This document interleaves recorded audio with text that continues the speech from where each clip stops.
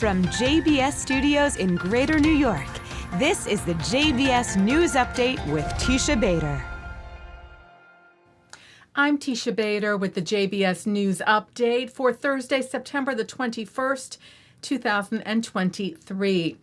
The IDF said it targeted two structures in the Syrian Golan Heights that were in violation of a 1974 agreement, saying IDF tanks struck two temporary structures being used by the Syrian army.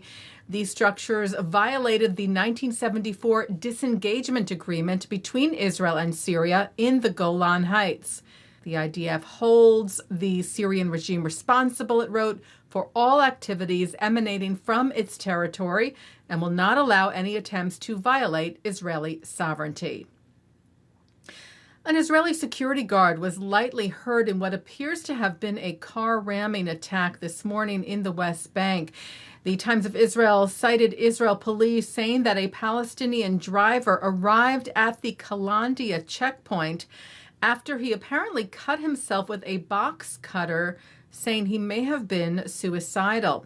When a security guard approached the driver, he accelerated suddenly, swerved from the driving lane, and hit another security guard who suffered minor injuries and was taken to the hospital. The driver was detained at the scene. Israeli Prime Minister Benjamin Netanyahu continued his meetings on the sidelines of the United Nations General Assembly today, including with former Secretary of State Henry Kissinger and South Korean President Yoon Suk-yeol. Yesterday, Netanyahu met with Secretary General of the UN, Antonio Guterres, where Netanyahu's office said he emphasized the role of Iran in undermining stability in the Middle East and the entire world, and expressed the hope that the international efforts led by the U.S. for normalization with Saudi Arabia would bear fruit soon. Also saying Netanyahu demanded a change in the attitude of the UN's institutions towards Israel, saying it was untenable that while major changes for the better were taking place in the entire world and in the Middle East, that the UN was unaffected and remained steadfast in its hostility to Israel, saying the time has come for the UN to condemn Iranian subversion and Palestinian terrorism against innocent civilians and to refrain from its baseless criticism of Israel.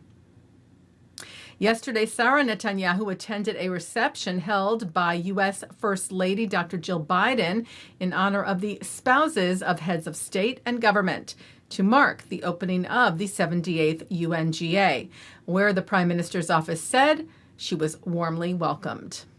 7 pieces of art stolen by the Nazis during the Holocaust were returned to the heirs of their rightful owner.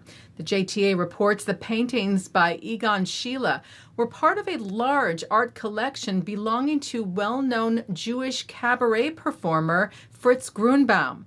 The art taken from him by the Nazis under duress. Grunbaum died in the Dachau concentration camp, and the art ultimately ended up in several prestigious institutions, including the New York City Museum of Modern Art. Recovered earlier this year by the Manhattan District Attorney's Office, all voluntarily surrendered by the institutions after being shown the evidence. Manhattan District Attorney Alvin Bragg and Special Agent Ivan Arvello announced the restitution yesterday, where Bragg spoke of this small measure of justice in returning the art to Grunbaum's heirs, who were present at the special ceremony in New York, and also noted the timing of the art's return. It's not lost on me where we are on the calendar, that our ceremony coincides with the Jewish high holidays, which is a time of reflection.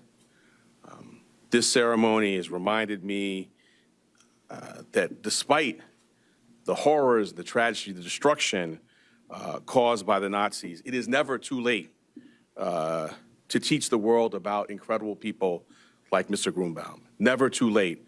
Justice may be delayed, but particularly here at Danny, it will never be denied.